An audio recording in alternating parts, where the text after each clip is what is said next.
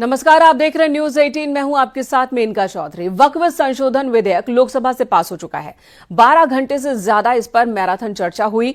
लोकसभा ने वक्फ संशोधन बिल 2025 पारित हो गया। लोकसभा के अंदर स्पीकर ओम बिरला ने चर्चा पूरी होने के बाद वोटिंग करवाई और इस विधेयक के पक्ष में 288 जबकि विपक्ष में 232 वोट पड़े। रात 2 बजे वक्फ संशोधन बिल लोकसभा से पास हुआ। बीजेपी के सहयोगी दल जेडीयू और टीडीपी ने बिल का समर्थन किया। इससे पहले सदन में गौरव गोगोई, ओवैसी समेत कई सदस्यों की ओर से लाए गए संशोधन खारिज हो गए। बिल पर चर्चा के दौरान जहां सत्ता पक्ष के सांसदों ने बिल का समर्थन किया तो विपक्षी सांसदों ने इस पर कड़ा ऐतराज जताया। इस दौरान कई मौकों पर हंगामा भी देखने को मिला। एआईएमआईएम सांसद ओवैसी ने अपनी बात रखने के बाद वक्फ बिल को फाड़ दिया, जिस पर सत्ता पक्ष की ओर से सवाल उठाए गए। बीजेपी सांसद जगदंबिका पाल ने इसे असंवैधानिक करार दिया।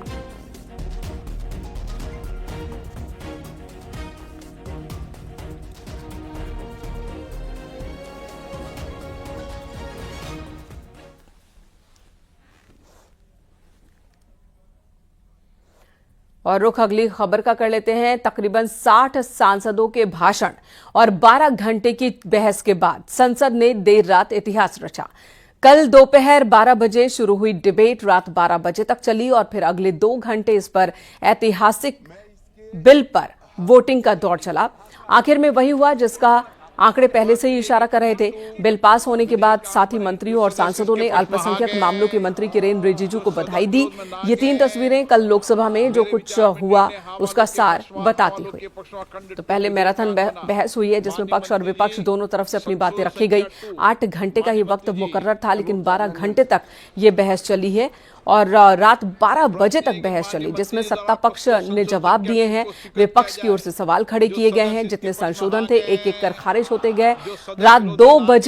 देर रात 2 बजे जाकर यह फैसला हुआ कि 288 वोटों के साथ ये बिल लोकसभा में पास हो जाता है।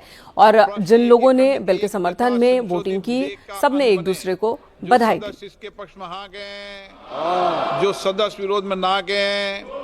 मेरे विचार में निर्णय हाँ वालों के पक्ष में खंड 1 यथा संशोधित विधेयक का अंग बना। वक्फ संशोधन विधेयक आज राज्यसभा में पेश किया जाएगा। राज्यसभा में भी चर्चा के लिए 8 घंटे का ही वक्त निर्धारित है। लोकसभा में वक्फ संशोधन विधेयक पास होने के बाद सरकार इसे राज्यसभा में पेश करेगी और कहा जा रहा है कि दोपहर 1 बजे के बाद इस पर चर्चा शुरू होगी। राज्यसभा में बिल पर चर्चा के लिए कांग्रेस को 45 मिनट का वक्त मिलेगा, जिसमें पार्टी के प्रमुख नेता वक्फ बिल के विभिन्न पहलुओं पर अपनी बात रखेंगे। बीजेपी की ओर से सुधांशु त्रिवेदी, बृजलाल राधा मोहन दास अग्रवाल, वहीं गुलाम अली खटाना हिस्सा लेंगे। कांग्रेस की तरफ से अभिषेक मनु सिंघवी, इमरान प्रतापगढ़ी बोलेंगे।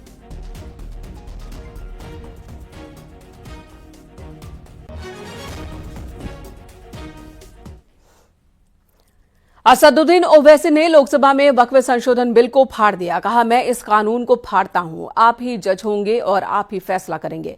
172 वक्फ संपत्ति एएसआई के दायरे में है। यह बिल अनुच्छेद 14 का उल्लंघन है। मदरसों को निशाना बनाया जा रहा है। तमाम आरोप उन्होंने संसद के अंदर लगाए। का मकसद सिर्फ मुसलमानों को जलील और रुसवा करना है, मुसलमानों को दूसरे दर्जे का शहरी बनाने का इनका मकसद है। सर, अगर आप हिस्ट्री को पढ़ेंगे तो महात्मा गांधी उस वक्त के व्हाइट अफ्रीका में सफेद फार्म अफ्रीका के कानून को महात्मा गांधी ने कहा था कि ये मेरा कॉन्शियंस इसको मानता नहीं, मैं इस कानून को कबूल नहीं करता हूं। तो महात्मा गांधी ने क्या किया, उन्होंने उस कानून को फाड़ दिया। तो मैं गांधी की तरह इस कानून को फाड़ता हूं। ये अनकॉन्स्टिट्यूशनल है सर। इस देश में झगड़े पैदा करने का काम बीजेपी करना चाहती है मस्जिद और मंदिर के नाम पर। इसीलिए मैं इसका कंडेम करता हूं और मैं आपसे गुजारिश करता हूं कि मैंने अपने 10 अमेंडमेंट दी है, आप इसको कबूल करिए सर। मुझे बोलने का मौका दीजिए और उस पर डिवीजन का मैं डिमांड भी करूंगा। Thank you sir. ओवैसी के बिल फाड़ने पर बीजेपी सांसद और जेपीसी के चेयरमैन जगदंबिका पाल ने निशाना साधा। उन्होंने कहा कि बिल नहीं बल्कि ओवैसी ने जो सदन में किया वो सब असंवैधानिक है। आज गृह मंत्री जी ने अगर ये कह दिया कि अब इसमें चाहे वाकिफ हो उसमें न कोई सरकार का दखल होगा, न वाकिफ के इंटेंशन पे, न वक्त में कोई दखल होगा। तो जब वक्त में कोई दखल नहीं है, न वाकिफ में कोई दखल है, और इसके बावजूद भी अभी भी आपने देखा ओवैसी साहब को कि अभी उन्होंने इस बिल को फाड़ने का काम किया है। तो ये जो बात कह रहे कि ये बिल असंवैधानिक है, असंवैधानिक काम तो उन्होंने किया है जो बिल फाड़ने का काम किया है। आज गृह मंत्री जी ने अगर ये कह दिया कि अब इसमें चाहे वाकिफ हो, उसमें न कोई सरकार का दखल होगा, न वाकिफ के इंटेंशन पे, न वक्त में कोई दखल होगा। तो जब वक्त में कोई दखल नहीं है, न वाकिफ में कोई दखल है, और इसके बावजूद भी अभी भी आपने देखा ओवैसी साहब को कि अभी उन्होंने इस बिल को फाड़ने का काम किया है। तो ये जो बात कह रहे कि ये बिल असंवैधानिक है, असंवैधानिक काम तो उन्होंने किया। और बहस के दौरान किरेन रिजिजू ने विपक्ष को जमकर सुनाई है, पूछा कि आखिर इस बिल में ऐसा क्या है जिसे बार बार असंवैधानिक कहा जा रहा है, तो आप ही बताएं। समझकरण भी हुआ है, लेकिन मैं शुरू में ये कहना चाहता हूं, जो समझते हुए नहीं समझने का अगर प्रयास करता है, उसको मैं नहीं समझा सकता हूं। कुछ लोगों को मैंने शुरू में कहा कि अगर आप कहते हैं कि ये बिल गैर संवैधानिक है, तो आप बताइए गैर संवैधानिक कैसे है। जबरदस्ती अनकॉन्स्टिट्यूशनल कहता है। कुछ शब्द ऐसा होता है, कॉन्स्टिट्यूशनल, अनकॉन्स्टिट्यूशनल, ये हल्के में इस्तेमाल नहीं करना चाहिए। डेमोक्रेसी, कुछ लोग कह रहे थे कि डेमोक्रेसी खत्म हो गया। इस तरह का जब हम शब्दों का इस्तेमाल करते हैं तो खुद भी सोचना चाहिए। हम लोग संसद सदस्य हैं, इस सदन का सदस्य होने के नाते जो शब्द हम लोग प्रयोग करते हैं, उसके पीछे जो भाव है उसको समझना होगा। हम हल्के में अगर इस्तेमाल करते हैं शब्दों को, तो जो सुनने वाला क्या सोचेंगे।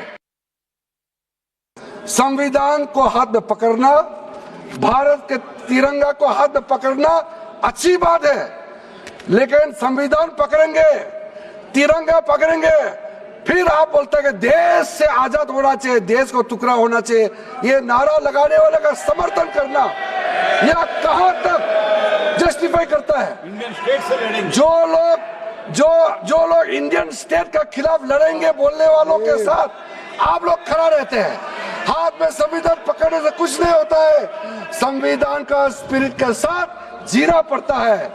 आप लोग का कई ऐसा तस्वीर भी है जिन्होंने भारत को टुकड़ा करने के लिए नारा लगाने वालों का साथ आप लोग खड़े रहते हैं। आप लोग ऐसा मत समझे लोग नहीं देख रहे हैं, लोग देख रहे हैं।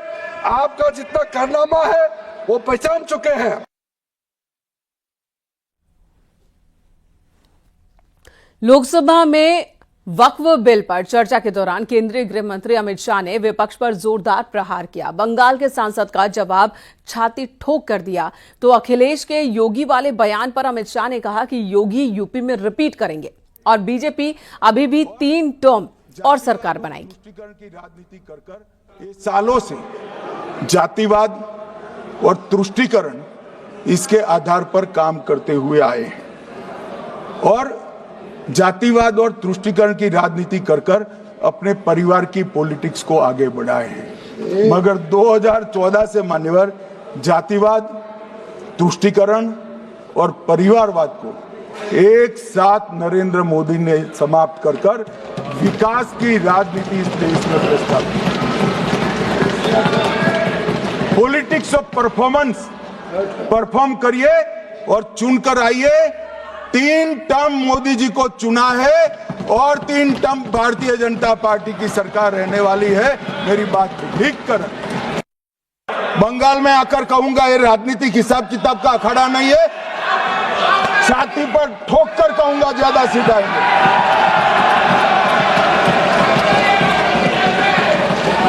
मान्यवर 2013 के, अरे बैठ जाओ वकील साहब बैठ जाइए। मान्यवर 2013 में वो भी रिपीट होने वाले हैं।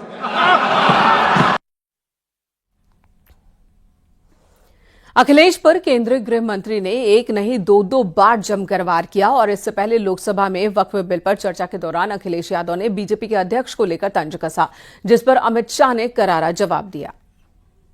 अध्यक्ष महोदय, मैं कहना चाहता हूं, ये जो बिल लाया जा रहा है, भारतीय जनता पार्टी में एक मुकाबला चल रहा है। भारतीय जनता पार्टी के अंदर मुकाबला चल रहा है कि खराब हिंदू कौन बड़ा है। और ये बात अध्यक्ष महोदय मैं ऐसे ही नहीं कह रहा हूं। जो पार्टी ये कहती हो कि दुनिया की सबसे बड़ी पार्टी है, अध्यक्ष महोदय वो अपना राष्ट्रीय अध्यक्ष नहीं चुन पाए अभी तक।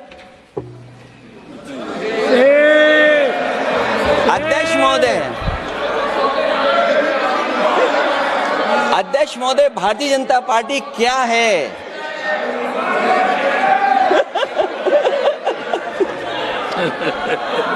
जी, मैं अखिलेश जी ने बहुत हंसते हंसते कहा है, इसको हंसते हंसते जवाब देना। ये सामने जितनी पार्टियां हैं उनका राष्ट्रीय अध्यक्ष उन 5 लोगों को ही चुनना है परिवार के। हमें माननीय अध्यक्ष जी करोड़ों सदस्यों में से 12-13 करोड़ सदस्य प्रक्रिया कर कर चुनना है तो देर लगती है। आपके यहाँ जरा भी देर नहीं लगेगी।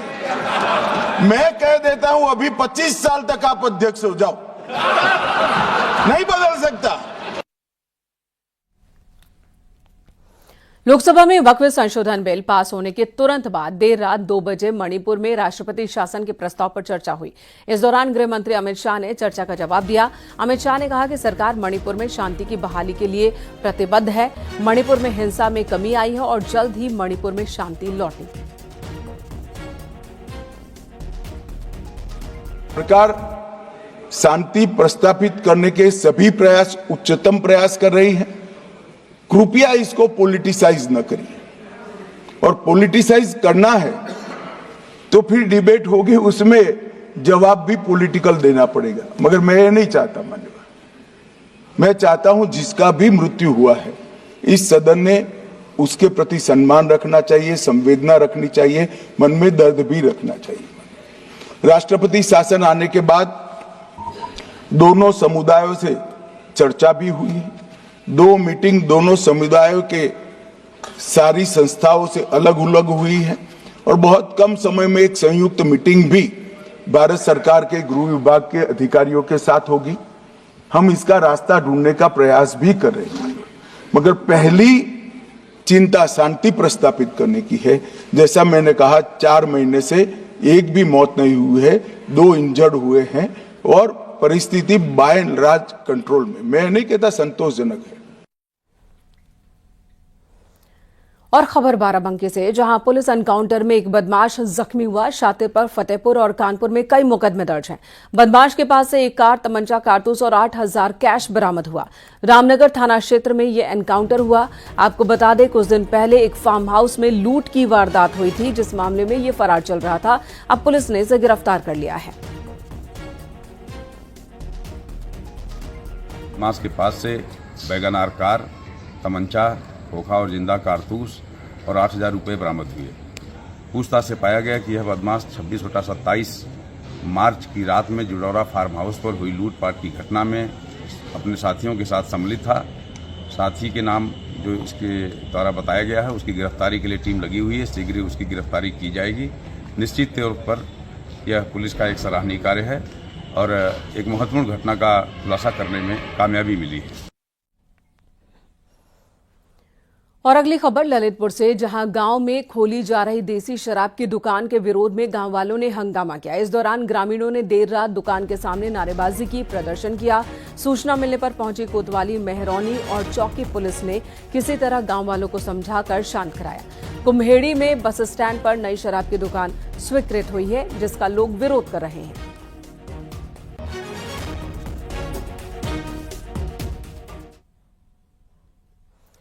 अगली खबर मुरादाबाद से, जहां पुलिस ने 3 फर्जी जीएसटी अधिकारियों को गिरफ्तार किया।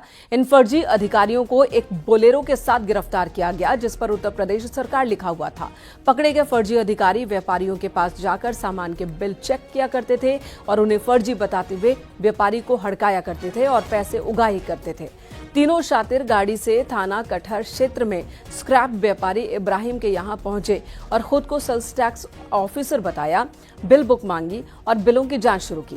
तीनों ने फर्जी बिल बताते हुए व्यापारी से पैसों की डिमांड की। शक होने पर पीड़ितों ने पुलिस को इस बात की जानकारी दी और ये पकड़े गए।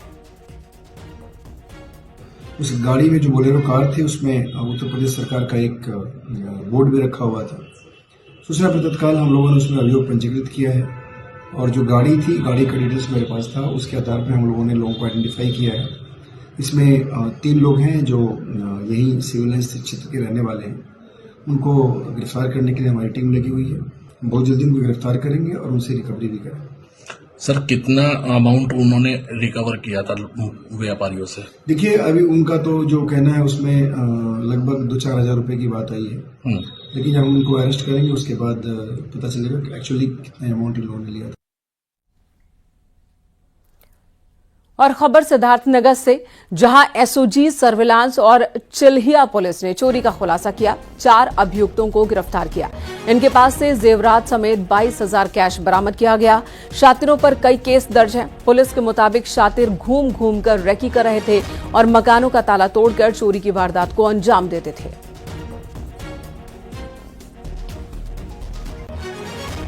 भारी मात्रा में चोरी किए गए सोने चांदी के आभूषण, 44,000 रुपए नगद जो चोरी के सामान को बेच करके प्राप्त किए गए थे। चोरी की घटना में प्रयुक्त मोटरसाइकिल तथा ताला तोड़ने के औजार बरामद हुए हैं। गिरफ्तार व्यक्तियों के नाम सोनू शर्मा, थाना ढेबरुआ सिद्धार्थनगर, सूरज यादव, थाना ढेबरुआ सिद्धार्थनगर, योगेश मौर्य, थाना कैंपियरगंज गोरखपुर, अर्जुन साहनी, थाना ब्रिजमनगंज महाराजगंज है।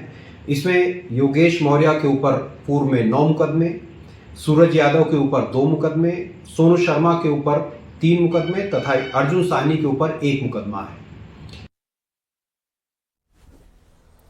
हरदोई में दंगा नियंत्रण को लेकर पुलिस ने मॉक ड्रिल किया। एएसपी के नेतृत्व में पुलिस ने मॉक ड्रिल किया, जिसमें अधिकारियों ने तैयारियों को परखा। एएसपी, सीओ, एसडीएम, इंस्पेक्टर समेत भारी संख्या में बॉडी प्रोटेक्टर पहने पुलिस बल ने नगर भ्रमण किया। कस्बे में जगह जगह मुस्तैद पुलिस कर्मचारी को देखकर लोगों को लगा कि शायद वाहन चेकिंग काफी सख्त हो रही है। कस्बे के लगभग सभी प्रमुख चौराहों पर पुलिस फोर्स की तैनाती रही। अधिकारियों ने दंगा नियंत्रण की तैयारियों का जायजा लिया और जरूरी दिशा निर्देश दिए।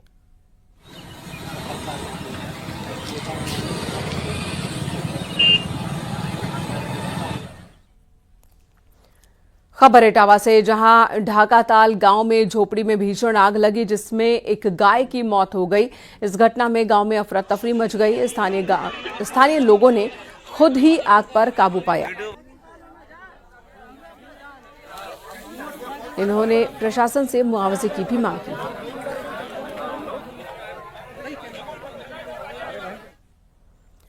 लखनऊ प्रताड़ना से तंग आकर दी जान रिटायर्ड जज और उनकी पत्नी पर आरोप है। 42 साल के महेश निषाद ने आत्महत्या की है। सुसाइड से पहले उसने वीडियो बनाया। रिटायर्ड जज के घर पर खाना बनाता था ये शख्स।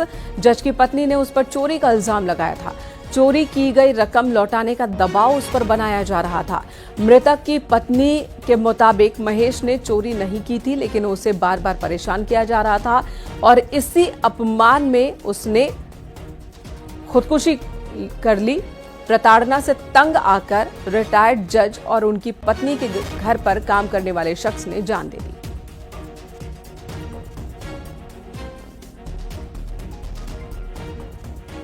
मम्मी जी आज के बाद से नहीं मिलेंगे आपसे, क्योंकि आज हम जा रहे सुसाइड करने।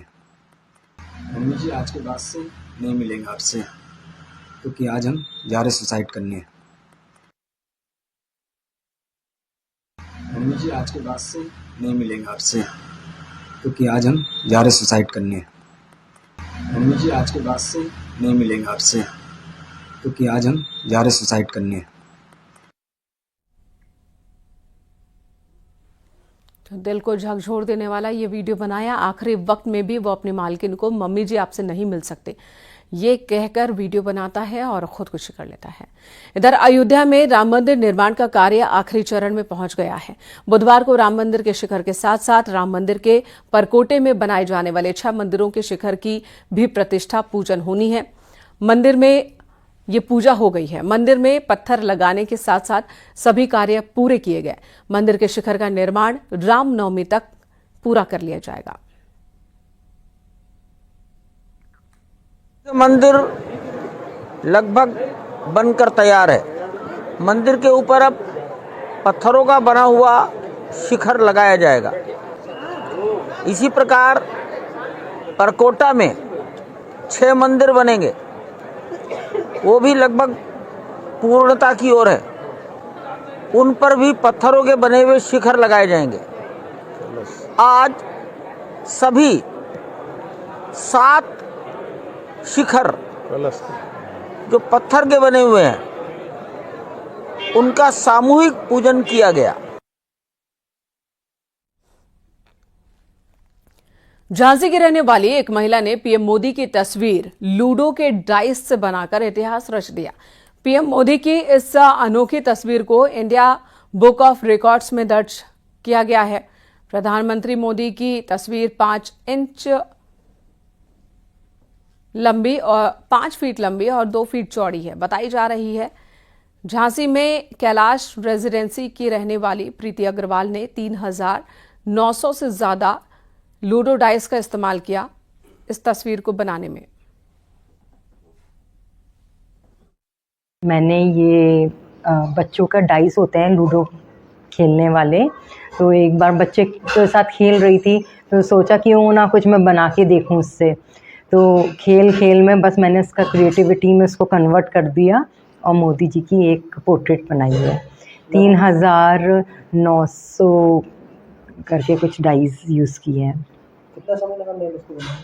जी 2 महीने लगभग लगा।